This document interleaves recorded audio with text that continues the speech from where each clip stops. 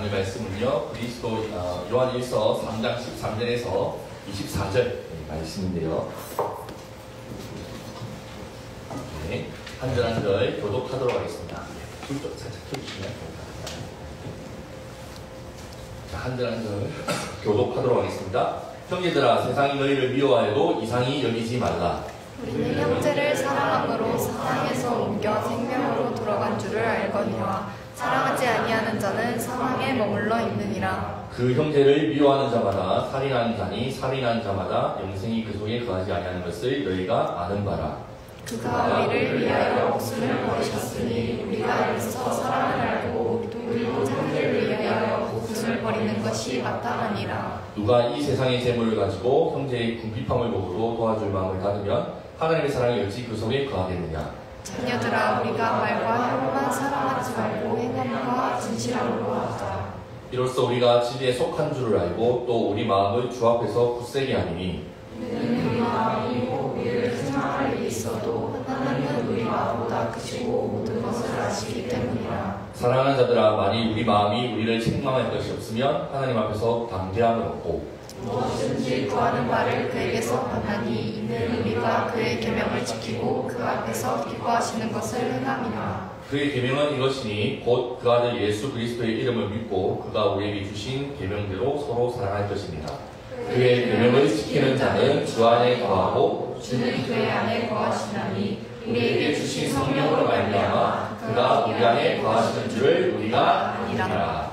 아멘.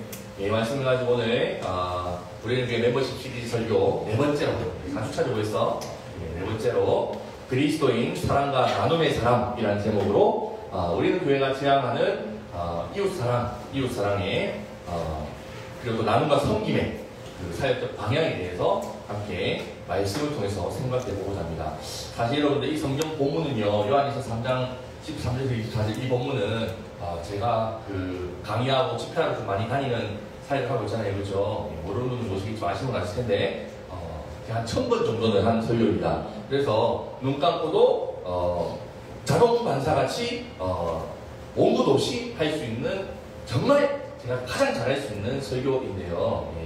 그런데 이상하게 하나님께서 또 마음 주시기 모르겠어요.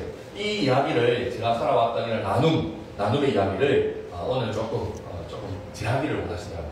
제가 나눔 전도사라는 그 애칭을 가지고 별칭을 가지고 20대 때 독거노인 노숙인분들 섬겼던 사역했던 거 아시죠, 그죠? 그때부터 아마 저를 빨고 가신 분들 많으실 것 같아요. 그리고 책도 25세 책도 내고 그때 책도 한 10,000권 이상 나갔죠. 그냥 뭐 베스트셀러 작가입니다. 미안합니다. 하여튼 뭐 이렇게 방송도 나가고 신문도 많이 나가고 여기 지금 강의 집회도 많이 다녔는데요. 그래서 어떻게 보면 이 나눔 설교만큼은 저만큼 할 수 없을 정도라고 자부할 정도로 작품이 좀 심하네요, 그죠? 정말 재밌게 웃기기도 하고 또 눈물 쏙 해가지고 끌릴 수도 있는 소위 말하는 레파토리가 풍부한 저의 전문 간증 설교입니다. 근데 이 설교를 준비하는데 하나님께서 마음 주시기 제 간증 다 빼고 오직 말씀으로만 한번 생 말씀으로만 이 나눔과 이웃사랑에 대해서 한번 도전하기를 원하시더라고요. 그래서 오늘 진짜 말씀 위주로 좀 대화를 풀어가 보려고 합니다. 저에게는 좀 무모한 도전입니다. 한편으로는 제가 제일 잘할 수 있는 것들을 손발을 묶고 메시지를 전하는 거니까 무모한 도전이긴 한데 하나님께서 은혜를 주시면 또 귀한 은혜들을 부어주시면 확실합니다. 저는요 이러한 일들을 하게 된 그 이유가 있어요. 이유가 무엇이냐면 우리 교회에 사인업 하신 분들의 그 글들을 보면 90% 이상이 저와 제 가정을 거의 짧게는 3년, 길게는 10년 가까이 빨고 가신 분들이더라고요. 그러니까 여러분들 여기까지 한 2시간 넘는 시간도 마다하고 찾아오는 거 아니겠습니까? 그냥 첫째 주 주일 예배 전에 좀 고민이 있었어요, 고민. 어떤 고민이 있었냐면, 이거 자칫 잘못하면 송주현이 팬미팅 되겠다 하시더라고요. 제가 연예인도 아니고 잘생긴 것도 아니지만 너무 공감하네요, 지금. 속상하네, 벌써부터. 근데 저보러 올 수도 있고, 또 저보고 이 교회에 올 수도 있겠다 싶은 걱정이 찾아왔습니다. 그래서 더 의도적으로 말씀 위주로 설교를 했던 것 같아요. 저는 좀 포장해가지고 좀 쇼업하는 그런 이야기가 아니라 하나님의 말씀이 전해지는 교회를 세우고 싶어요. 교회 주인은 저 송지현 목사가 아니라 하나님이시다는 거죠. 그래서 저 보러 오는 게 아니라 하나님 보러 오시기를 바라는 마음에 말씀만 외치던 것 같은데, 이번 설교 같은 경우는 제 이야기가 더 많이 들어갈 수도 있는, 소위 말하면 제가 이렇게 살아왔던 이야기를 들려드리면 여러분들이 소위 말하면 감동받고 와, 저 사람 대단하네 라고 할 수 있는 그런 뭔가의 이야기거리들이 더 많은데 감추게 하십니다. 그 이유가 분명히 있으신 줄 믿습니다. 하나님께서 원하시는 대로 저희 이야기를 통해서 송주영 목사 팬 만들기 하지 말고 하나님의 말씀을 통해서 하나님 제자 삼기를 원하심에 순종하며 말씀 준비했습니다. 그래서 인간적인 감동과 재미는 다소 없을 수도 있습니다. 그러나 하나님의 마음은 더 잘 전해지리라 생각합니다. 함께 기대하는 마음으로 하나님 말씀을 살펴보십시오. 그럼 먼저 질문하고 시작할게요. 그리스도인은 누구인가? 그리스도인들은 어떤 사람입니까? 교회에 다니는 사람이라고 할 수 있겠지만 그들은 교인이라고 할 수 있습니다. 그리스도인이란 예수님을 믿는 사람입니다. 아멘인가요? 첫째 주 말씀을 되짚어보면 예수를 나의 삶의 주인이라고 고백하는 사람들이 예수 믿는 사람, 그리스도인이라고 할 수 있을 것입니다. 그래서요, 그 예수님 나의 삶의 주인을 모셨기 때문에 우리는 예수님을 따르기까지. 그래서 우리 그리스도인들은 예수님을 믿고 따르는 자라고 말할 수 있을 것 같아요. 그런데 이 예수님을 믿고 따른다고 할 때는요, 우리는 이것을 좀 중요하게 생각해야 돼요. 우리가 믿고 따르는 것은 예수님의 삶과 사역이라는 거예요.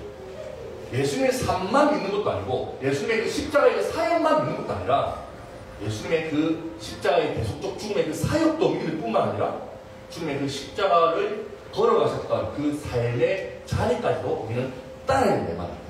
예. 예수님의 그 삶과 사역을 통해서 우리에게 주님께서는 예수를 믿고 따르는 다양한 가르침을 주셨습니다. 그 중에 가장 대표적인 가르침은 무엇입니까, 여러분들? 네, 마태복음 22장에 사랑의 이중 계명입니다. 다 같이 한번 읽어볼까요? 우리 시작! 예수께서 십자가에 대며 마음을 다하고 목숨을 다하고 뜻을 다하여 주 너의 하나님을 사랑하라 하셨으니 이것이 크고 첫째되는 계명이요 둘째도 그와 같으니 내 이웃을 내 자신과 같이 사랑하라 하셨으니 이 두 계명이 온 율법과 선지자의 강령이니라. 아멘. 이 말씀은 너무나도 잘 알고 있는 말씀입니다. 우리 예수님께서 성경 전체를 요약 정리해 주신 말씀이다라고 할 수 있는 거죠. 그죠? 네. 성경의 대표 계명, 절대 계명이다라고 가르쳐 주셨던 말씀이죠. 여러분 40절을 보시면 여기에 원율법과 선지자의 강령, 여기 원율법과 선지자라는 표현이 나오죠. 그죠? 이것은 모세 오경과 선지자의 글들, 즉 구약 성경 전체를 통칭하는 의미예요. 구약 성경에는요, 특별히 유대인들의 분류에 의하면 613개의 하나님의 명령이 있다고 이해합니다. 그래서 유대인들은 그 613개를 근간으로 해서 또 다른 다양한 조항들을 만들어서 정말 철저히 그 계명들을 지키려고 노력합니다. 근데 여러분, 이 613개를 요약 정해놓은 구약성경의 그 무언가의 그 말씀이 있죠. 무엇입니까, 여러분들? 10계명입니다. 10계명. 이 10계명은요, 두 파트로 나누시죠. 1계명에서 4계명까지는 대신계명이라고 해서 사람과 하나님과의 관계성 속에서 우리가 지켜나가야 되는 그 그림들. 그리고 5계명에서 10계명까지는 대인계명이라고 해서 사람과 사람과의 관계성 속에서의 우리가 지켜나가야 되는 삶의 모습들이라고 말할 수 있을 것입니다. 또한 여러분들이 40주 후반부에 나오는 이 강령이라는 이 표현은, 이 강령이라는 이 표현은 영어로는요, depend on이라는 단어를 사용해요. 우리말로 말하면 의존한다, 근간이 된다라는 뜻이 담겨있다는 거죠. 다시 말해서 여러분들, 이 지금까지 제가 들었던 이 설명들을 종합해서 말씀드리면 모든 성경은, 잘 들으세요, 모든 성경은 이 두 계명에 의존한다는 말입니다. 이 하나님의 사랑, 이웃 사랑이 모든 하나님의 말씀의 근간, 뼈대가 되고 기둥이 된다는 거예요. 이러한 관점에서 예수님은 성경 전체의 말씀을 하나님을 사랑하고 이웃을 사랑하라는 두 계명으로 요약 정리해 주신 거죠.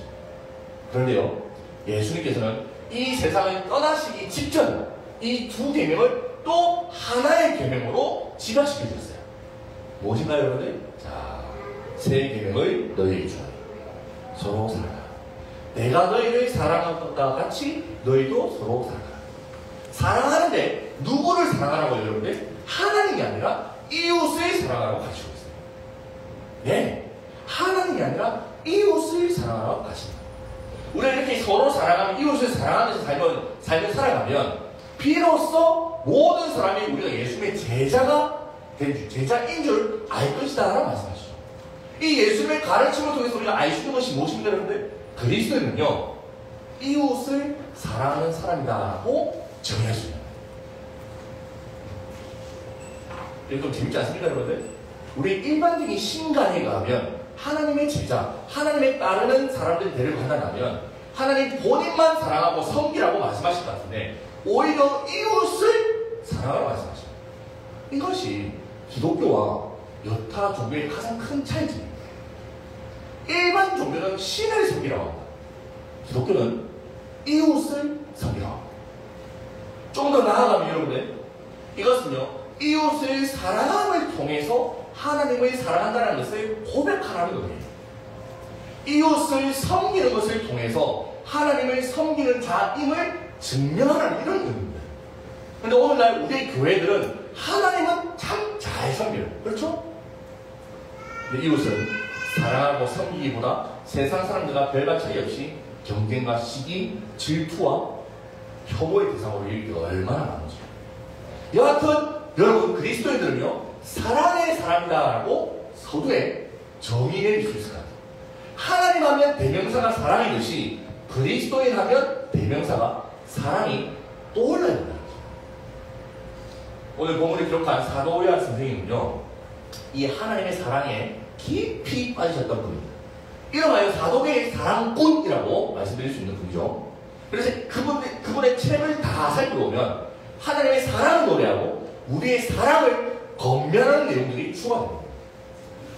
예수님의 대표적인 가르침이 사랑을요 요한 사도께서는 특별히 오늘 본문에서 보다 구체적으로 설명하고 또 도전하고 계시다는 것을 보입니다. 천천히 한번 이제 본론으로 14절 다 같이 한번 해볼까요? 준비 시작! 우리는 형제를 사랑함으로 사랑에서 옮겨 생명으로 들어간 줄을 알거니와 사랑하지 아니하는 자는 사망에 머물러 있느니라. 여러분 보세요. 여기 보시면 형제 사랑함이 구원과 연관되어 있음까지도 말하고 있어요. 그런데 기업 계획에서 이야기가 좀 어렵게 번역이 되는 것 같은데 마치 형제를 사랑해야지만 사망에서 생명으로 즉 구원받을 수 있을 것 같이 느끼잖아요. 그죠? 이 뉘앙스가. 근데 새 번역을 보시면 이걸 좀 더 쉽게 이해할 수 있도록 도와줍니다. 이웃을 사랑해야지 구원받는다라는 것이 아니라 우리가 이미 죽음에서 생명으로 옮겨졌다라고 선언을 하는 거죠. 그죠? 즉 이 구원받음의 증거, 소위 말하는 그 구원의 확신을 우리가 이웃을 사랑하는 것을 통해서 알 수 있다 말입니다.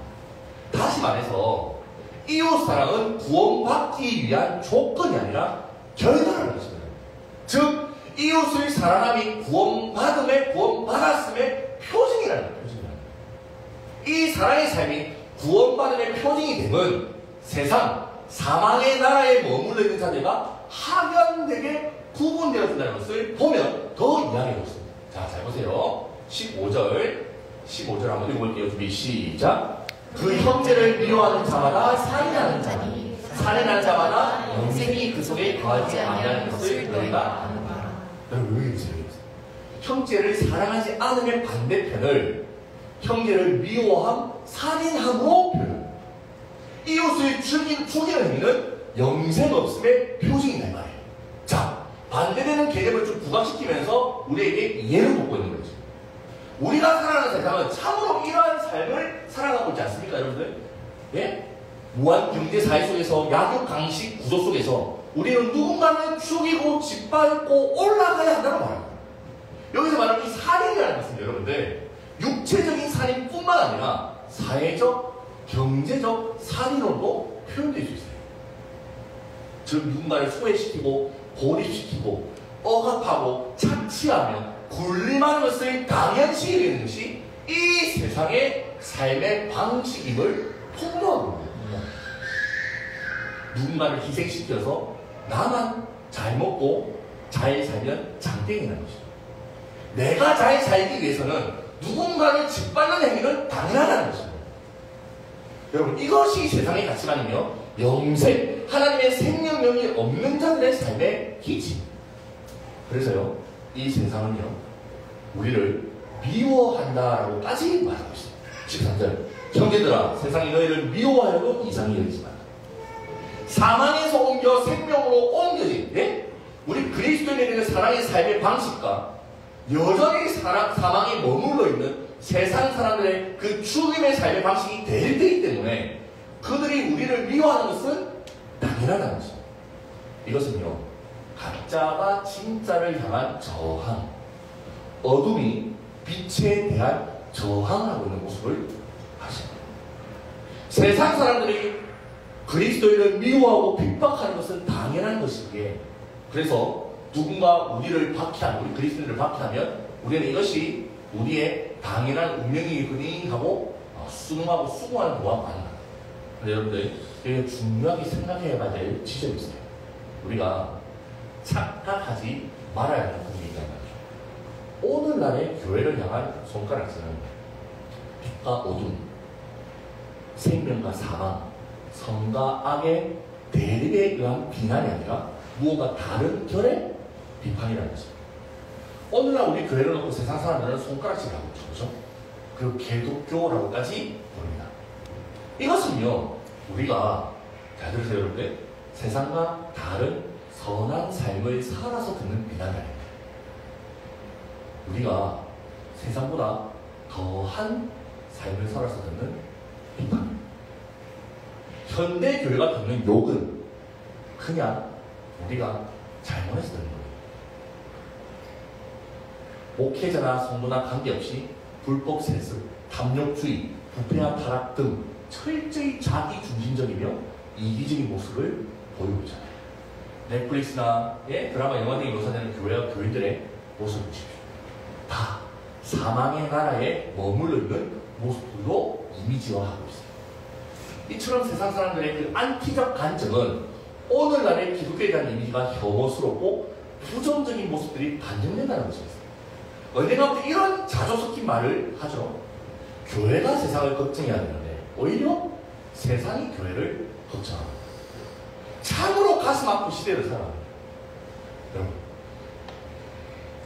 이 이야기를 제3자의 이야기로 듣지 마십시오. 아, 그래, 저 사람이 잘못했어. 저 목사가 잘못했네. 그래, 저 집사가, 저 형제가, 아유 참 하나님 부끄럽게 하네. 저 사람 그냥 예수 안 믿는다고 말하지, 우리 예수 믿는다고 말하니까 쪽팔리게 만들어. 그렇게 간망자적 입장으로 함께 손가락질하지 마십시오. 우리의 이야기, 나의 모습, 나의 실존입니다. 내가 하는 교회입니다. 우리가 그 개혁교회입니다. 여러분, 먼저 회개해야 합니다. 우리에게 세상 사람들과 다를 바 없는, 아니 세상 사람들보다 더한 탐욕이, 이기심, 성공주의가 우리 가운데 자자하고자 해요. 이걸 얘기해야 돼요. 그리고 사망에서 생명으로 옮겨진 자답게, 진짜 그리스도인답게 제대로 살아야 됩니다. 이 생명의 나라에 사랑의 삶을 진짜 제대로 살아가면 사망의 나라에 이 죽임의 가치 체계에서는 저항이 일어날 수밖에 없습니다. 이 진짜 가치의 충돌로 인하여 어둠이 빛을 저항하는, 그래서 세상이 우리를 미워하도록 진짜 제대로 사랑하며 살아가야 된다. 이때 사람들이, 세상 사람들이 겉으로는 우리를 보면서 아유 니만 잘났냐 그래, 니만 좋은 일 할 줄 아는 자냐 하며 시기와 시세머니 눈으로 미워하고 손가락질 하는지도 속으로는 질문이 생깁니다. 야, 저 사람은 다르게 살아가네. 왜 우리의 방식과 우리의 노선을 취하지 않고 다른 방법을 추구할까? 여러분, 다시 한번 도전합니다. 우리요, 세상이 우리를 미워합니다. 세상이 우리를 미워할 만큼 제대로 사랑하며 합시다. 이것이 예수를 따르며 받는 진짜 고난, 영광된 호통인 것입니다. 아멘이십니까, 여러분? 사도야 선생님은요, 이제 다음 단락에서 이 사랑의 삶이 가능한 요인과 구체적인 지침을 안내합니다. 16절 서도에 이렇게 기록되어 있죠. 그가 우리를 위하여 목숨을 버리셨어요. 우리가로서 사랑하여. 그리스도인의 그 사랑의 삶의 이유는요, 여러분들, 예수님의 십자가의 사랑 때문이라는 겁니다. 예수님께서 우리를 사망의 나라에서 생명의 나라로 옮기시기 위하여 새로운 삶을 살아가도록 하시기 위하여 지불하신 그 대속적 죽음, 십자가의 은혜가 우리의 사랑의 근거가 된다고 말하고 있습니다. 예수님의 삶은요, 또 예수님의 그 가르침은 참으로 역설적입니다. 세상은 타인을 죽이며 자신이 살기를 추구합니다. 예수님은 자신이 죽어서 세상이 잘 살기를 원하는 모습을 보십니다. 이것이 우리가 따라가야 하는 역설적 삶이라는 것입니다. 또 여기서 우리가 이로써 사랑을 알고 라는 이 표현처럼요, 우리는 그 십자가에서 온몸을 찢으신 그 희생을 통하여서 우리를 향한 예수님의 그 사랑의 크기를 알 수 있습니다. 여기서 안다라는 이 개념은 여러분들 지식적인 알미 아니라 경험적인 알을 말합니다. 자, 여기서 재밌는 이야기 하나 들어갈게요. 이 이야기 들어보신 분도 있으실 겁니다. 제가 운전을 한 지 이틀째 되는 날이었습니다. 다시 말씀드릴게요. 운전을 한 지 이틀째 되는 날, 그날도 교회 강의가 있어가지고요, 열심히 교회까지 운전을 잘 해가지고 도착했습니다. 이제 주차만 하면 되는 거였어요. 주차만 하면 되는데, 그날 그 담당 목사님께서 나오셔가지고 이리저리 코치를 해주시는 거예요. 다시 말씀드릴게요. 운전을 한 지 얼마 됐다고 제가 이틀째 되는 거였어요. 그냥 막 주차하기 좀 서툴고 좀 초보 운전자 같으면 그냥 막 저 멀리다 그 주차장에 대놓고 그냥 멀리서 뭐 둥둥거리고 뛰어오면 되는데, 쉴 데 없이 경상도 남자의 객기 패기가 올라오는 거예요. 또 앞에서 누가 계속 목사님이 이리저리 코치를 해주시니까 한번 보여주고 싶은 거야. 남자의 파워를 한번 보여주고 싶은 거죠. 그래서 쉴 데 없이 후진 주차를 도전하게 됩니다. 예, 다시 한번 말씀드릴게요. 저는 그날 운전한 지 얼마 됐다고요? 이틀째 되는 거였어요. 한국 교회 같은 경우는, 우리 교회는 너무 주차장이 넓고 좋지요, 그죠? 백화점급 주차장, 인스타 여러분들, 백화점급 주차장입니다. 그런데 일반적인 한국 교회 주차장 같은 경우는 이거는 뭐 2중 주차가 아니고 3중 주차, 4중 주차 정도. 테트리스 이뻐해야 됩니다. 그런 곳에 제가 이 후진 주차를 도전했다는 것 자체가 망할 짓이었는데 정말로 망했습니다. 여러분, 이 주차를 할 때는요, 브레이크나 발을 올려놓은 상태에서 발을 천천히 떼면서 차를 천천히 돌려야 되잖아요, 그죠? 그런데 긴장이 된 나머지 저는 운전을 하는 이틀째밖에 안 된 저는 브레이크가 아닌 옆에 있는 엑셀을 살살살살 밟고 있어요. 차가 하더니 그게 훅 돌아버리더라고요. 차 앞에 있는 그 주차되어 있던 차 범퍼를 경상도 말로 핥아버렸어요. 그 범퍼 상태를 보니까 와, 이 뭐 큰일 났네 싶더라고요. 더 중요한 사실은 그 범퍼 안에 있는 그 가운데 있는 로고를 보는 순간, 그 로고를 보는 순간 심장마비가 오는 줄 알았어요. 뭐가 적혀 있었냐면 L이 적혀 있었어요. L이. 이 뭔 말인지 여러분들, 롯데가 아니고 렉서스 외제차 비싼 거. 첫 사고를 외제차 렉서스 소형, 중형, 대형 중에 특대형 렉서스 차를 집어넣은 거예요. 이야, 제가 그냥 강의가 제대로 배웠을까요? 안 배웠을까요? 안 되죠. 그나마큼 제 삶 속의 주인이 예수님이 아니라 렉서스 차를 모셨어요. 차주님 또 앉으세요. 나 글베이에요. 돈 없어요. 안 됩니다. 그냥 이렇게 기도하는 마음으로 강의를 했어요. 강의를 마치고 나왔더니 감사하게도 담당 목사님께서 차주분이랑 좀 정리해 주셨더라고요. 말씀을 들어보니까 그 차주분이 그냥 뭐 우리 교회에서 강의하러 오신 분인데 보내드리자. 그냥 제가 수리를 제가 직접 부담할게요라고 말씀하시더라고요. 이야, 이분은 참으로 예수님 같은 분이시대. 얼마나 그 큰 은혜를 제가 입은 자입니까, 그죠? 이분에게 받은 은혜를 제가 잊을 수 있을까요? 없으니까요. 저는 강의하러 다니는 곳곳마다 이 렉서스 차주분의 은퇴 입음을 간증합니다. 그 정도로 이분에게 받은 은혜가 크다 이 말이에요. 전 지금도 운전하다가도 이 렉서스 차 보니 이 운전하다가 앞에 차가 렉서스면 항상 경의를 표합니다. 왜냐면 은혜를 받았으니까 그 은혜가 계속 대해지는 거예요. 렉서스 간판만 봐도 와 그분이 100% 주셨지. 여러분 우스갯소리 같지만 이 렉서스 차주분이 저에게 100%를 주셨던 그 은혜보다 더 크고 위대하고 영광스럽고 아름다운 은혜를 우리 모두는 이미 받은 자예요. 아멘인가요? 제가 렉서스 차주분에게 받은 은혜, 이 은혜는 제가 지식적으로 알게 된 은혜가 아니라 경험적으로 알게 된 은혜예요. 예수님께서 십자가에 못 박혀 죽으셨다는 것이 그게 그 말 그대로 그게 농고로 그치면 명제로만 그쳐버리면 지식적으로 알겠지만 여러분들이 지금 아마 이 자리에 앉아있으신 그 이유는 지식적 알이 아니라 경험적 알이 되셨기에 이제 나오고 있습니다. 다시 한 번 더 말씀드립니다. 주님께서 우리에게 베푸르신 그 크신 사랑과 은혜를 꺼내보십시오.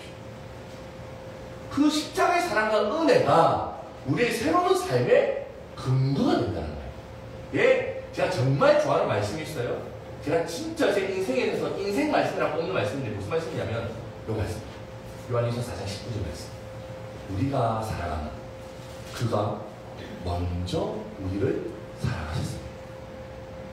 예수님께서 우리에게 베푸르신 그 사랑과 그 은혜 받음이 우리의 살아감과 우리의 사랑함의 근거가 된다는 거예요. 다시 말해서 여러분들 모든 그리스도인들의 삶의 도미는 우리를 먼저 사랑해 주신 그가 우리를 위하여 목숨을 버리셨습니다. 이 십자가의 사랑과 은혜라는 것 여러분 더 나아가세요. 이 십자가의 사랑을 참으로 경험한 사람들은 오늘 본문에서는 이 십자가의 은혜를 은혜에 합당한 그에 마땅한 삶을 요구한다는 것을 보게 됩니다. 그가 우리를 위하여 목숨을 버리셨으니 우리도 목숨을 버리는 것이 마땅하다. 여기 마땅하다는 이 말은 여러분들 헬라어로 오페노멘이라는 단어를 사용하는데요. 빚지다, 채무를 갚다라는 뜻을 가지고 있습니다. 무슨 말입니까 여러분들? 십자가의 사랑은요 우리의 사랑의 근거이기도 하지만 우리의 사랑의 채무이기도 하다. 이 문장 좋다 그지? 내 혼자 좋네. 목을 쓰면서 이 문장 좋네 했는데 여러분 채무가 있다는 말은 무슨 말입니까 여러분들? 의무상환을 해야 된다. 저는 지금 저희 가족이 살고 있는 아파트에 대해서 전세 대출을 받아가지고 이 하나은행에다가 2억 가까운 채무를 가지고 있습니다. 거기에 대한 이자를 저는 매달 꼬박꼬박 내고 있습니다. 이 뭐 이자율이 많이 올라가가지고 맨 처음에 계약할 때는 한 40만 원대였는데 지금 한 90만 원, 100만 원대거든요. 그래도 내고 있어요. 왜? 안 내면 쫓겨나니까. 의무상환이다. 채무가 그런 뜻입니다. 이처럼 사도 요한 선생님은 예수님의 이 십자가의 사랑을 그저 은혜로만 이해하지 않고 빚으로 채무로 이해하면서 빚진 자로서 살아가라고 권면하고 있습니다. 여러분 이건요 즉 그리스도인들이 사랑하는 삶이라는 건 여러분들 선택이 아니라 필수합니다. 그리스도인들에게 이 사랑의 삶은 무엇이라고요? 그 누군가가 해야 되는 선택 조항이 아니라 필수라는 거예요. 우리 저도 잘 보세요 여러분들. 저 초록색깔 제일 마지막에 적혀있죠. 현재 능동태라고 적혀있어요. 이게 무슨 말입니까 여러분들? 주님 오실 때까지 계속 적극적으로 해나가는 말이에요. 근데 여기서 흥미로운 것이 있습니다. 그 사랑의 빚을 누구에게 갚으라고 말하고 있습니까 여러분들? 여기 16절에 있어서 가장 중요한 지점입니다. 주님께서 우리를 위하여 목숨을 버리셨듯이 우리 또한 목숨을 버리는 사랑을 살아가는 것이 마땅하다고 하는데 그 대상이 뭐라고 말하고 있습니까 여러분들? 형제들을 위하여. 형제들, 이웃이라고 말합니다. 우리는 일반적으로 예수님께 받은 사랑과 은혜를 예수님께 다시 갚아야 한다고 생각하고 있습니다. 그죠? 그래서 예수님을 위해서 무언가를 해야 되고 더 나아가서 예수님을 위해서 죽는 순교 신앙을 가장 위대한 믿음으로 여기에 요한처럼 나타나는 것입니다. 오늘 본문은 예수님께 받은 사랑과 그 은혜를 갚을 대상을 예수님이 아니라 그 목숨을 버리는 그 죽음의 방향을 전환시키고 있죠? 누구? 형제들이야. 수직적으로 사랑을 받은 우리는 수직적으로 배우는 것이 아니라 수직적으로 받은 그 사랑의 은혜를 수평적으로 밑으로, 옆으로 흘려보내라는 거죠. 이런 재밌게 이야기하면요. 제가 렉서스 차종에게 받은 은혜가 크잖아요. 그죠? 이분이 받은 은혜를 제가 갖고 싶어요. 그럼 어떻게 해야 될까요? 수리비를 한 200만, 300만 모아가지고 계좌를 여쭙고 계좌에다가 수리비를 입금시켜드리면 은혜를 갚았다, 은혜를 보답했다라고 말할 수 있는 걸까요, 여러분들? 아니죠. 이 렉서스 차종은 제 은연중에 기대하는 말은 이런 모습이거든요. 누군가 제 차를 집어갔어요. 예? 누가 가만히 앉아있는데 뒤에서 차를 딱 뒷발 집어간 거예요. 하면서 어떻게 해야 됩니까? 뒷목잡고 내려내리죠, 그죠? 내려가가지고 그 가해자가 올 거 아닙니까? 오면은 이 키나사가 190짜리 아이스 딱 오면은 딱 한 번에 아니죠? 어허이 가는 내 차를 집어갔어요. 나한테 집어갈래요? 라고 하는 것이 아니라 이 렉서스 차주분이 저에게 베풀어 주셨던 그 은혜를 기억함으로 저 또한 한 번쯤은 배려하는 마음으로 그 가해자분을 보내어드립니다. 아, 사실 저도 초보 운전할 때 사고를 낸 적이 있는데 렉서스 차주분이 은혜를 베풀어 주셨어요. 저도 오늘은 그 은혜를 한번 갚아보고 싶네요. 흘려보내고 싶네요. 라고 말하는 것이 이 개념이야. 여러분, 원래 은혜란 갚을 수 없는 것입니다. 갚을 수 있는 것은 은혜가 아니죠. 부모님께 받은 은혜, 평생을 다하도록 우리를 효도한다고 한들 갚아집니까? 절대 못 갚습니다. 그러나 여러분 나중에 결혼하시고 결혼하신 분이 계시죠. 나중에 여러분 결혼하실 거잖아요. 그죠?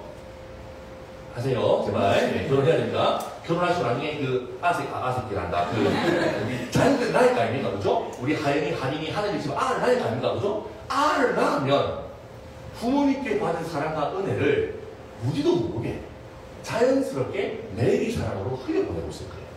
이것이 하나님께서 제정하신 질서라는 겁니다. 이와 같이 하나님께서 베풀어 주신 은혜를 하나님께 갚기보다는 누구에게? 이웃들에게, 형제들에게 흘려보내라는 것입니다.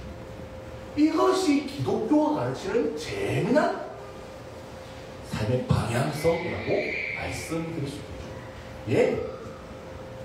이것이 주님의 은혜에 합당하고 마땅한 삶이라고 말씀합니다. 그리고 본문이 말하는 것처럼 형제들을 위하여 목숨을 버리는 것이 말처럼 쉽습니다, 여러분들? 아무리 예수님께서 베풀으신 그 구원의 은혜가 크다 한들 어찌 타인을 위하여 목숨을 내어놓을 수 있겠습니다. 자, 옆에 있는 우리 형님 자매 한번 보세요. 자, 한번 보세요. 우리 부부니까 한번 보세요. 그리고 자, 우리는 이번에 처음 보는 사람들이 한번 보세요. 양옆에 친구들 한번 보세요. 자, 보면 내가 주님께 받은 은혜 크잖아요. 예? 주님 은혜는 받은 은혜 너무 커가지고 이 말씀 그대로 예? 옆에 있는 형제를 위해서 이렇게 물어보면 되겠다. 우리 경현 형제가 다음 주에 군대를 간단 말입니다. 자, 우리 고은이한테 물어볼게요. 우리 고은 자매가 주님께 받은 은혜가 너무 커요. 아, 주님 생각이 너무 좋아요. 그러니까 주님의 은혜에 합당하고 마땅한 삶을 살기 위해서 경현 현재 처음 만났지만 어찌됐든 경현 현재에 대해서 군대를 대신 갈 수 있습니까? 없습니까? 못 간다잖아, 못 간다잖아. 이 봐봐, 예수 사랑 받아내렸다니까 지금. 다 우리 여기 앞에 있는 우리 다솔 형제랑 유인자매 우리 결혼한 신혼부부 커플에 질문해 볼게요. 자, 두 분은 예? 주님의 말씀에 따라 가지고 자 우리 다솔 형제한테 물어볼게요. 옆에 있는 우리 유인자매를 위해서 나는 뭐 그래 주님이 받은 은혜가 큰데 뭐 옆에 있는 우리 유인을 위해서 난 죽을 수 있다. 난 대신 죽을 수 있다. 라고 할 수 있습니까? 없습니까?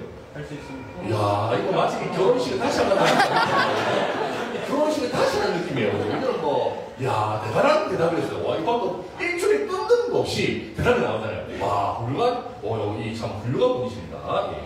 저에게 만약에 우리 마누라, 우리 은비를 위해서 죽을 수 있냐? 라고 물어보신다면, 우리 마누라가 여기 있냐, 없냐에 따라서 대답이 달라지네. 여기 보니 우리 마누라가 지금 없어요. 그래서 제 대답을 하고 싶은데, 인사로 이제 라이브가 녹화되고 있기 때문에 대답을 여러분의 상상에 맡기도록 하겠습니다.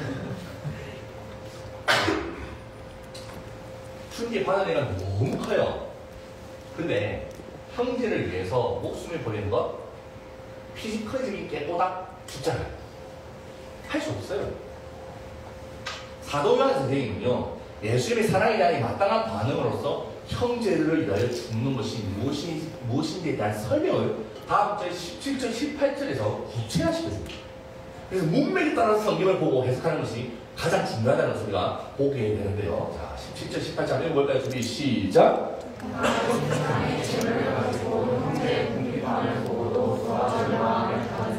하나님의 사랑에 어찌 속에 거하겠느냐.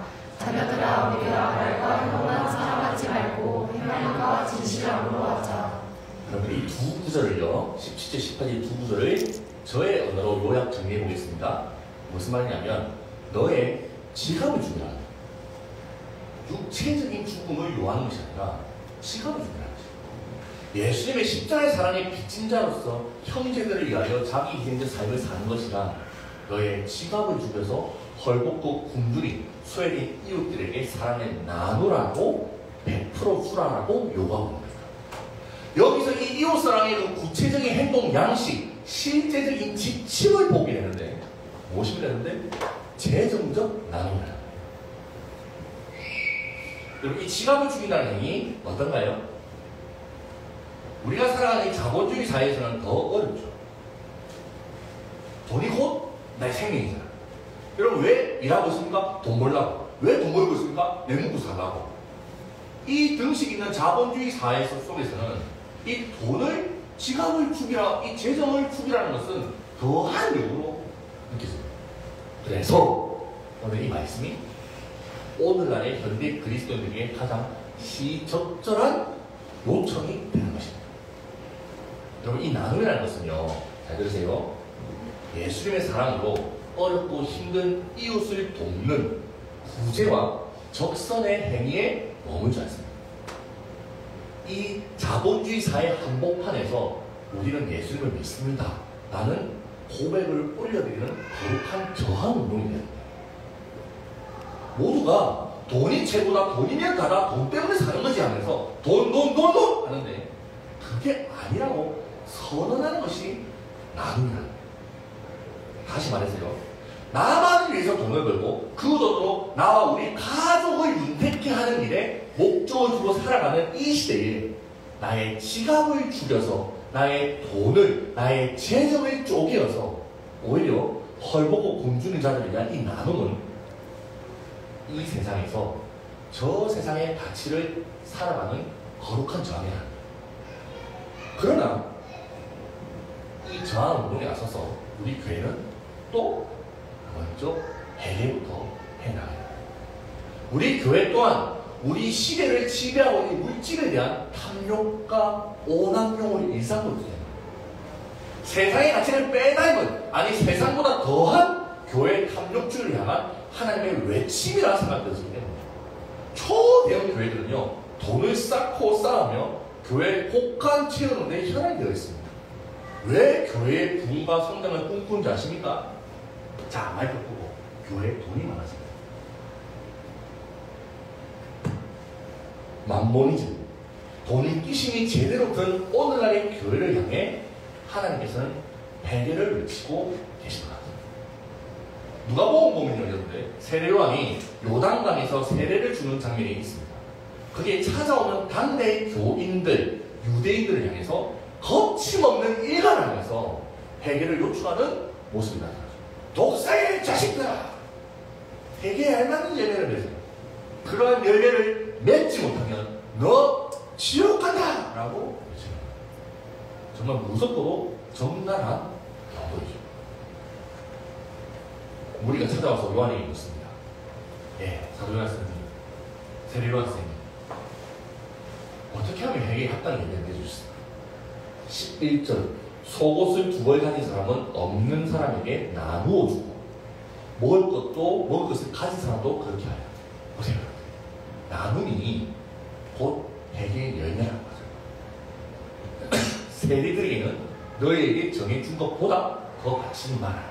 군인들에게는 아무에게도 협박하여 억지로 빼앗거나 거짓 고소를 하여 빼앗거나 속여서 빼앗지 말고 너희의 공복으로 만족합니다. 여러분, 이 부분들을 잘 살펴보면요, 요지는 분명합니다. 재정적 영역에 관해 해결을. 재정적인 영역에서 소극적으로는 힘과 권력으로 사기치면서 착취하거나 돈 띵구지 말라 이 말입니다. 적극적으로는 가지고 있는 것 중에서 나누며 살아가라고 요청합니다. 저는 특별히 여기 마지막 명령, 너희의 동국으로 만족하게 여겨라. 이 표현을, 이 문장을 이렇게 PPT 딱 띄워놓고 묵상하는데 정말 큰 감동을 받았더라고요. 무엇 때문인지는 모르겠는데 이 한 문장 앞에서 깊이 머물렀어요.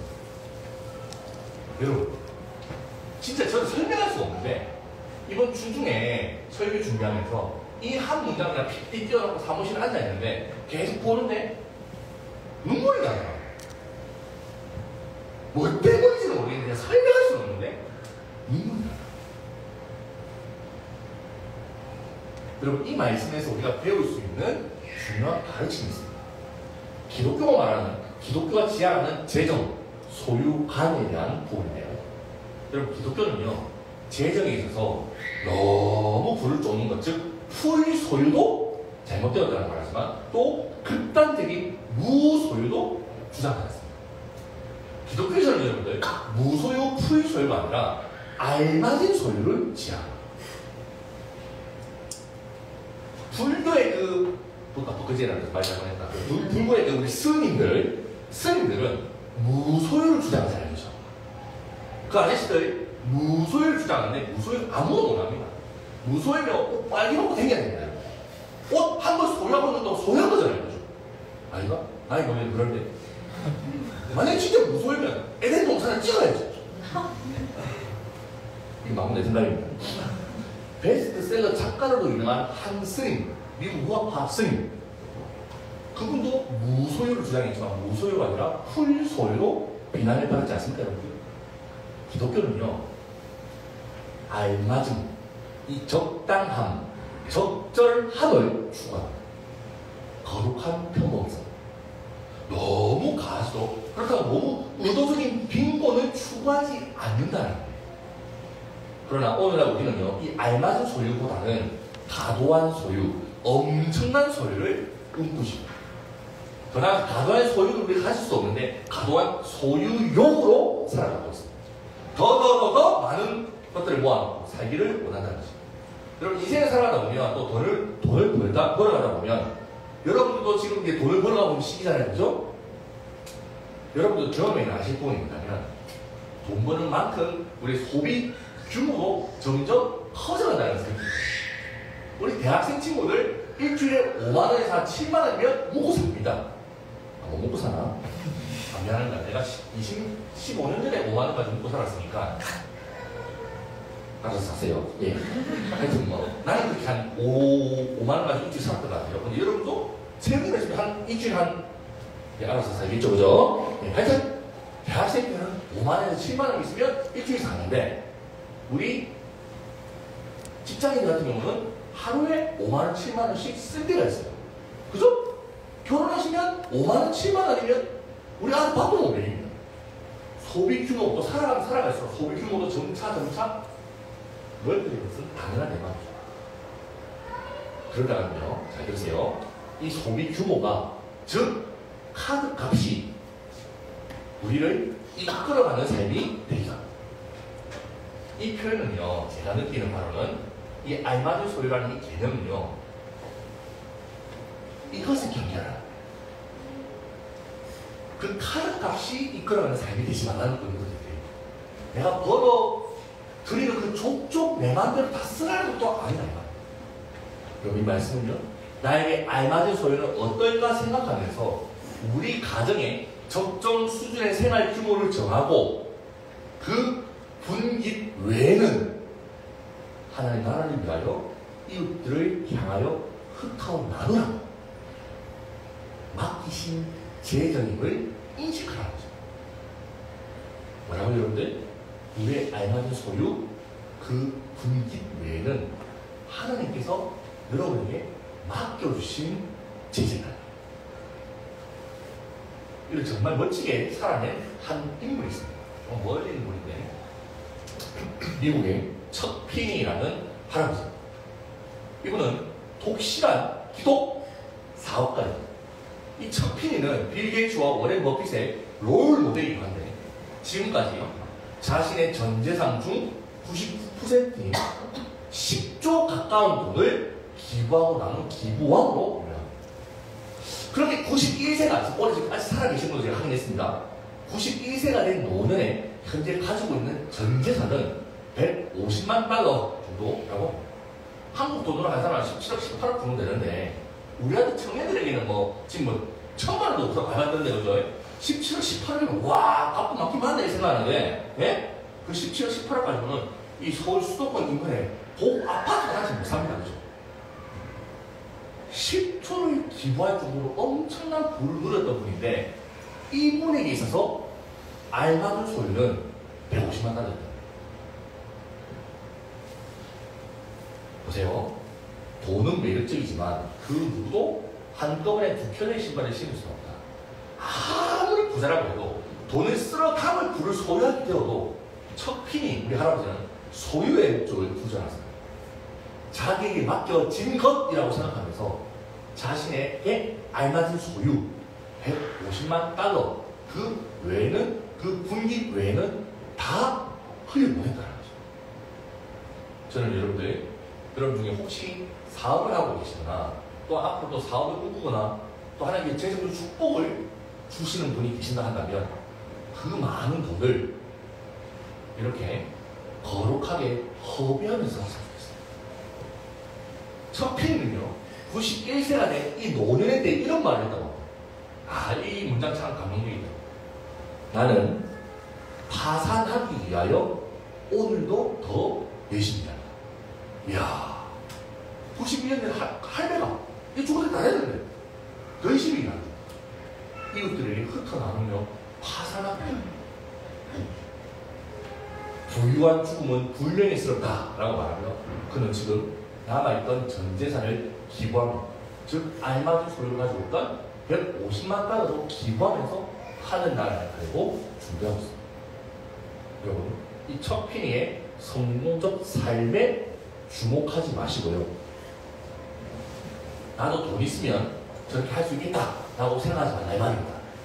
이런 이야기를 하면 우리 마음에 어떤 마음이 드는지 압니까? 하나님 먼저 주고서 일단 주소 주면 할게. 뭐 15만 갖고 있고 뭐 10조는 돈도 아니다. 그래 뭐 나는 15만 있으면 되고 10조는 다 기부해 줬으니까 10조 주고서 일단 주어야 해볼게요. 라는 생각을 다 가지죠. 그죠? 아니라고 그거죠. 예. 다 그럴 생각하지. 그런데 저는 여러분이 주목해야 될 부분은 척피니가 추구했던 너희의 봉급으로 만족하게 여겨라 라는 말씀에 근거한 알맞은 소유. 이것을 우리가 배우며 이 청년의 때부터 그렇게 살아가는 구령이 있어야 한다는 거죠. 여러분에게 알맞은 소유는 어느 정도입니까? 고민 없이 생각 없이 대중 없이 살아가면 알맞은 소유는 계속 늘어납니다. 청년에 대해 알맞은 소유를 고민해 보십시오. 결혼하고 가정을 꾸리고 나가는 이 시기에 알맞은 소유를 고민해 보십시오. 여러분에게 하나님께서 지금 맡기신 재정을 잘 흘려보내고 있는지도 질문해 보십시오. 다시 돌아와서요. 이 자본주의 사회에 찌든 우리 모두가 취해야 되는 얘기는요. 우리의 지갑을 죽여서 나의 재정을 깨뜨려서 나눔으로 고백해야 하는 것입니다. 그 나눔으로 이 자본주의 세상 한복판에서 하나님만이 우리의 소유의 원천이시며 공복자이심을 고백해야 됩니다. 그리고 그 재정을 하나님의 사랑으로 환전하여서 어렵고 힘든 이웃들에게 흘려보내는 삶을 살아야 됩니다. 여러분, 우리가 우리의 지갑을 주며 거룩한 저항 운동을 해나가야 합니다. 이를 기억하십시오. 그래서 먼저 우리는 교회 공동체 차원에서도 교회의 지갑을 죽이는 나눔 운동을 해나가야 합니다. 비전 캐스팅에 올렸던 대로 교회 예산의 성교 나눔 지출 비율 지정화 제도를 해나가고 싶어요. 예를 들면 내년부터 우리 예산을 편성할 거잖아요, 그죠? 그럼 예를 들면 뭐 예산을 편성할 때 1억 중에 10%인 1,000만 원은 무조건 성교 나눔에 지출한다. 그 다음 연도부터는, 이듬해부터는 또 1%씩이나 2%씩이나 우리 상호 합의하에서 계속 올려가는 거예요. 최대 50%까지 하려면 50년을 우리가 같이 살아야 되는 말입니다. 50%까지 리밋을 두고, 네? 리밋을 두고 1년에 조금씩 이 성교 나눔 지출 비율을 올리잖아요. 우리 교회 예산에 지갑을 주잖아요. 이 교회 재정을 통해서 지역사회와 세계 선교, 또한 선교단체적, NGO 단체적 성교의 활동들을 해나가면 좋겠다 이거죠. 컴패션이나 기아대책이나 이런 곳에 기부하는 거 참 좋습니다. 우리가 그렇게 해보잖아요. 교회에다가 이렇게 내는 그 헌금을 가지고 지역사회와 세계 선교를 해서 써보자는 거예요. 실제적으로. 이러한 무브먼트가 오늘날의 교회가 비난받고 있는 이 만모니즘에 대한 회개와 거룩한 중앙운동을 펼쳐지지 않겠습니까? 교회 곳까지 쌓아두기보다 우리만을 위해서 사용하니까 우리가 조금은 불편하더라도 이웃들에게 예수님의 사랑을 전하는 데 최선을 다하는 우리는 교회 공동체가 되기를 간절히 소망합니다. 근데 여러분들, 이 진정한 나눔은요, 돈만 보내는 게 다. 그 재능을 나눔, 후원에 그치는 것이 아니라 실제적으로 우리의 손과 발이 그 이웃들에게 찾아가야 한다. 제가 지난 목요일에 저희 부산에 있는 그 부산에 있는 한 고등학교에서 그 챔플 강의를 마치고 SRT 타고 동탄역으로 쭉 올라오고 있었어요. 근데 수원역에서 저는 이렇게 그냥 앉아가지고 이렇게 거기서 설교 준비 딱 하면서 노트 피놓고 오고 있는데 어떤 남자가 한 20대 중후반쯤 되는 청년 남자가 계속 기차 출발했는데 뛰어오는 거야. 뭐 기차 놓쳤나? 처음에 계속 이렇게 뛰어가니까 나도 앉아서 가고 지금 뛰어오고 있으니까 눈이 가시나 이거죠? 그래서 이게 뭐하는 계속 이뻐하는데 계속 뛰어오는 거야. 그래서 진짜 기차를 놓치는 거 저는 불쌍하다 하고 있는데 알고 봤더니 제 뒷좌석에 있던 제 여자친구한테 인사하려고 인사하라고 계속 이러면서 뛰어오는 거야. 내가 그걸 보고 이야 한참 좋을 때구나 싶었어요. 여러분 이게 사랑이에요. 이게 진짜 말하는 사랑이에요. 만약에 우리 마누라 딱 가는데 우리 마누라 딱 SL 타고 부산에 그 친정이 내려가잖아요. 그럼 저는 어떻게 할까요? 뛰어가버렸어. 미안합니다. 거짓말 치는데요, 그죠? 너무 잘 안 해. 우리 마누라가 내려가면 내려라! 하고 올라가겠지. 여하튼 이걸 보면서 제가 진짜 오늘 본문 말씀이 정확하게 깨달았어요. 여자친구한테 사랑이라고 말과 혀만 표현하는 것이 아니라 행함과 진실하고 달리게 표현하잖아요. 여러분, 사랑은요 본래 동사입니다. 구체적인 액션으로 뒤따라야 될 말입니다. 이처럼 이웃사랑 또한 손과 발이 향해 17절 18절 다시 읽어볼까요? 준비 시작. 누가 이 세상의 물을 가지고 형제의 궁핍함을 보고도 도와줄 마음을 가지며 하나님의 사랑이 어찌 그 속에 거하겠느냐. 자녀들아 우리가 말과 혀로만 사랑하지 말고 혀가 진실함으로 구하자. 여러분 여기 우리가 공부해봐야 될 그 표현은 뭐냐면 이 궁핍함이라는 단어인데요. 여러분들 이 궁핍함이라는 단어의 헬라어 의미를 살펴보면 기본적인 필요예요. 즉 생계가 아니라 생존을 위한 기본권을 의미합니다. 형제의 궁핍함, 이 기본권조차 보장되지 못한 사람을 보았다면 도와줘야 된다 말이에요. 즉 육체적으로, 정신적으로 건강이나 이런 사회적 환경에 의해가지고 오늘조차 살아가기 힘든 사람들이 많아요. 이들이 우리의 나눔과 섬김의 대상이라는 것입니다. 그들을 향한 우리의 긍휼한 마음을 마음으로만 위로하고 말로만 격려하는 것이 아니라 어떻게 해요, 여러분들? 행함과 진실함 직접 찾아가서 손을 잡아주라는 것입니다. 이걸 더 자세히 설명하는 것이 야고보서의 말씀이죠. 만일 형제나 자매가 헐벗고 일용할 것이 보세요. 일용할 생존조차 보장받지 못하는 그 기본권조차 보장받지 못하는 사람이 있으면 너희 중에 누구든지 그에게 이르러 평안히 가라, 덥게 하라, 배부르게 하라 해서 말로만 위로하고 격려하지 말라 이 말입니다. 행함과 진실함, 그 몸에 쓸 것을 직접 찾아가서 전해주는 것, 손잡아주는 것이 진짜 살아있는 믿음이며 우리가 지향해야 되는 진정한 나눔의 모습이다 이 말이에요.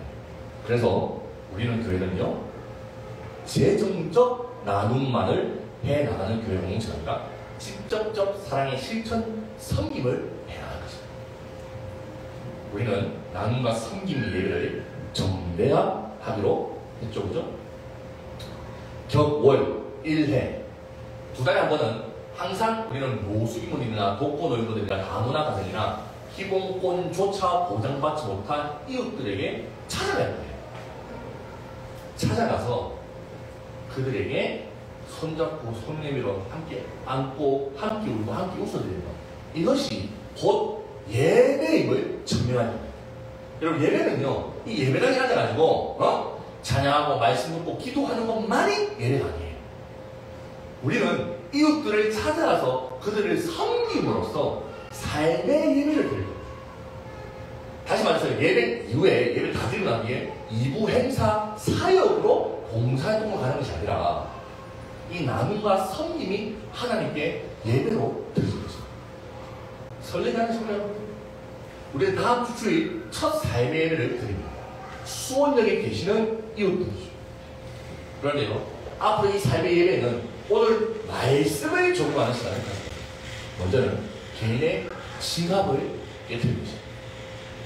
교회의 예산을 가지고 섬겨도 되겠지만 그 교회 예산을 가지고 섬기게 되면 이거 정면으로 몸빵봉사예요. 몸빵봉사.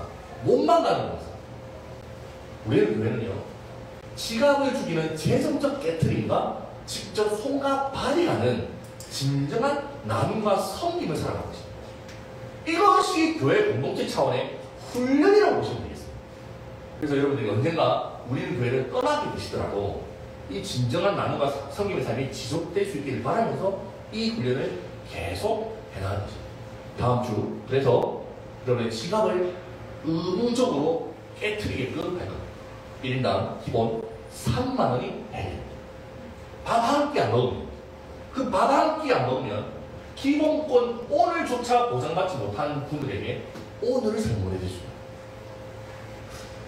이 3만 원, 그러면 모자랄 거예요. 1인당 3만 원 사면 뭐 우리 한 40명 정도 치면 120만 원 정도 되겠죠, 그죠? 그러면 한 30명 이상 50명 정도 되시는 노숙인분들한테 섞이려고 한다면 예산이 부족할 수 있을 거예요.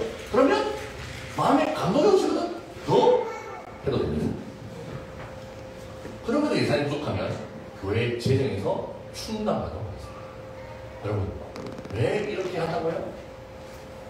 훈련이에요. 이렇게 물어보실 수 있어요. 제가 이런 이 나눔과 성님의 예배에 대한 이야기를 전했더니 어떤 한 형제가 신방을 했다는데 이런 질문을 하더라고요. 와, 목사님, 이야, 최고네요. 이러면서.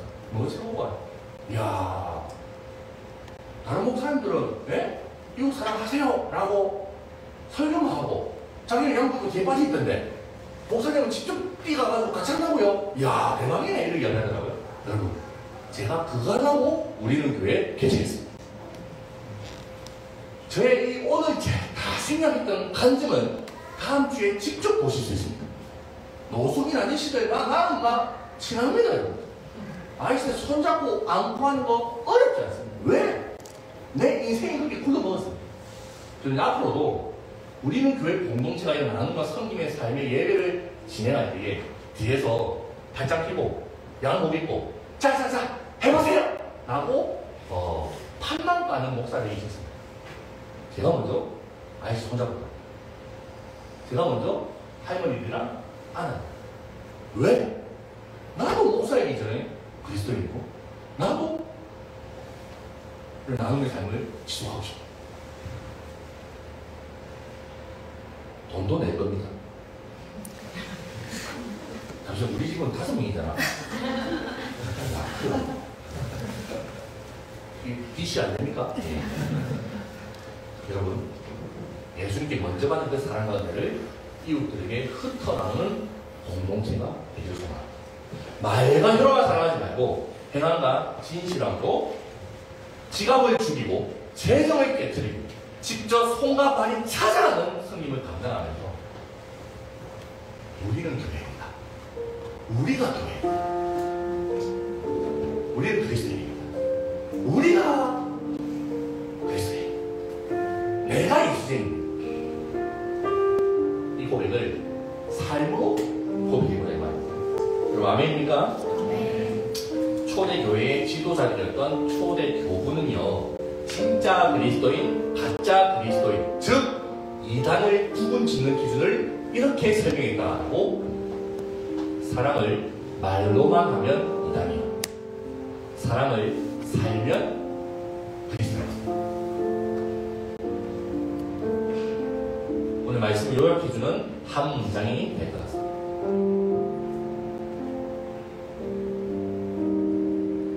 여러분, 우리가 진짜 사랑을 살면요, 이웃을 사랑하며 섬기는 삶을 살아내면요, 오늘 말씀 마지막 단락처럼 이로써 우리가 진리에 속한 줄을 알고, 즉 우리가 그리스도인임을 거듭난 존재임으로 사망의 나라에서 생명의 나라로 옮겨진 존재임을 확인하게 될 것입니다. 이것이 구원의 확신이라고 할 수 있습니다. 사도 요한 선생님께서는 예수님께서 가르쳐주신 계명을 다시 한 번 더 강조합니다. 그의 계명은 이것이니, 그리스도인들은 예수를 믿는 사람, 그리고 예수님의 삶과 사역 그 가르침을 따르는 사람, 우리를 사랑하기 위하여, 더 구체적으로는 그 사랑을 나눔과 섬김으로 살아내기 위하여 부르심을 받은 존재입니다. 이것이 하나님의 마음, 하나님의 뜻입니다. 하나님께서 우리 젊은이들을 여기에 불러 모으신 이유와 목적이 있으시죠. 무엇일까요? 우리를 통해서 무언가 할 일이 있으시다는 거죠. 그 일이 무엇인지 아십니까, 여러분들? 그리스도인이라면 지극히 당연히 살아내야 할 사랑입니다.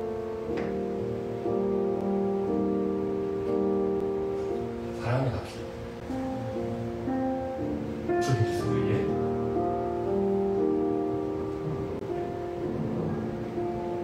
먼저 보여주셨던 그 사랑,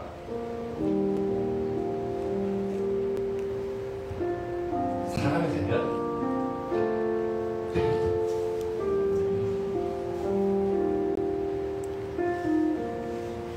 그 사랑을 위해서 하나님께서는 우리를 위해 공동체를 부르셨습니다. 다시 한번 말씀드립니다. 사랑하면서 합시다. 함께 우리 찬양을 나가실까요? 하나님께 주신 말씀, 이 말씀을 생각하면서 아버지 그 마음을 품고 살아가길 소망하면서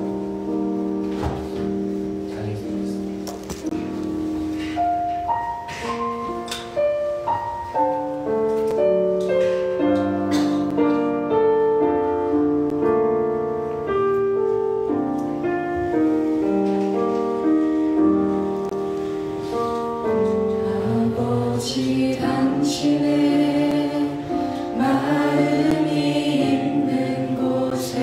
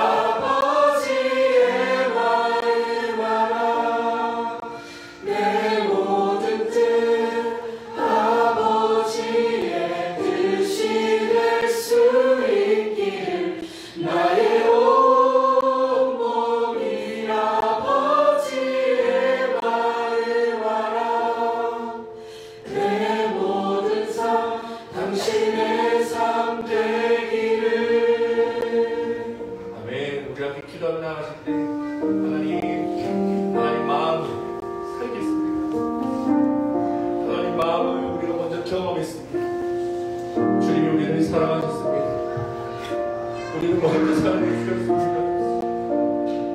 그 사랑은 이 바다 앞에 우리에게 살고 있습니다. 그 사랑의 마음을 이제 우리 또한 살아가겠습니다. 사랑이신 하나님이시죠. 우리 또한 사랑으로 살겠습니다. 사랑하며 살게 하여 주시고, 특별히 걸벗고 굶주리고 오늘조차 보장받지 못하는 이들을 향하여 우리의 지갑을 깨뜨리고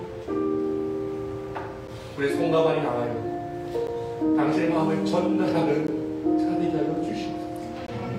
기도를 나누십시오.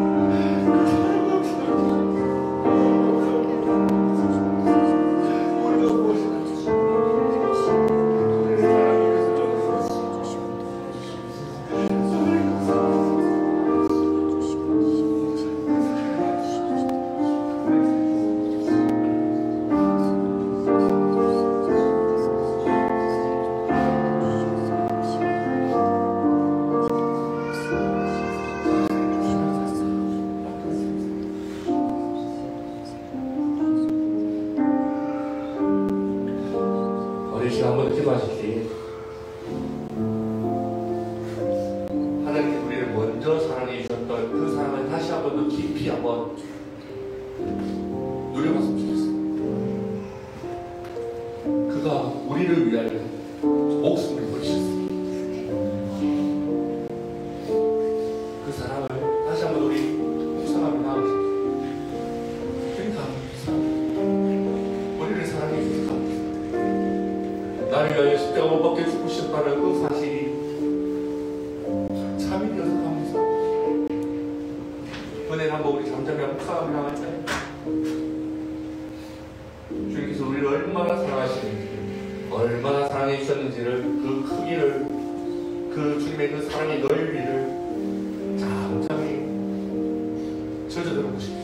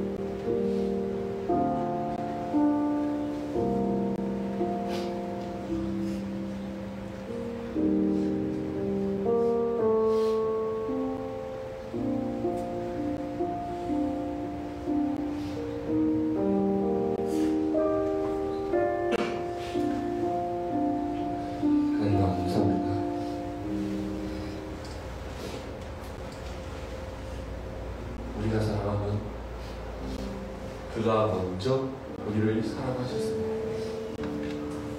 우리가 사랑하는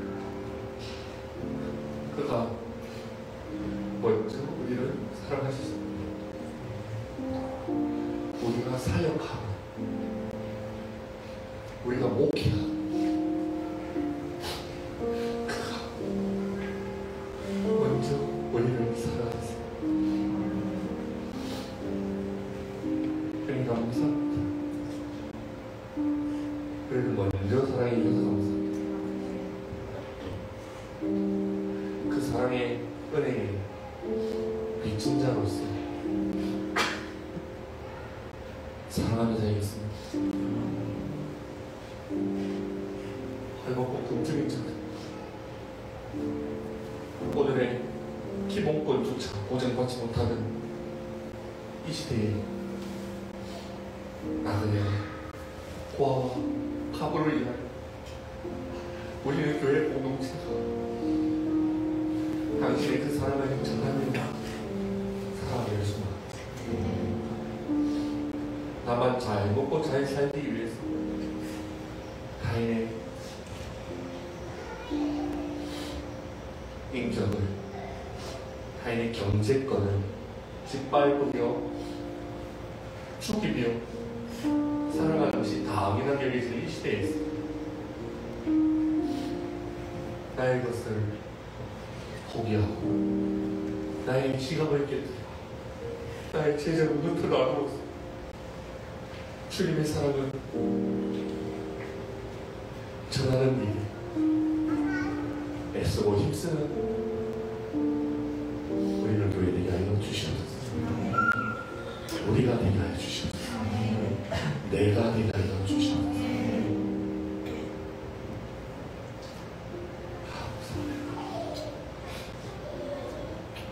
지금은 주 예수 그리스도의 하나님 아버지의 크신 사랑과 성령님의 교통하심, 주님께 먼저 받은 그 사랑과 은혜에 합당하고 마땅한 삶을 살아가며 헌신하고 다짐합니다. 우리는 교회 형제들, 자매들 머리에 삶과 하독과 일터와 삼터리 지금부터 영원토록 함께 있으리죠.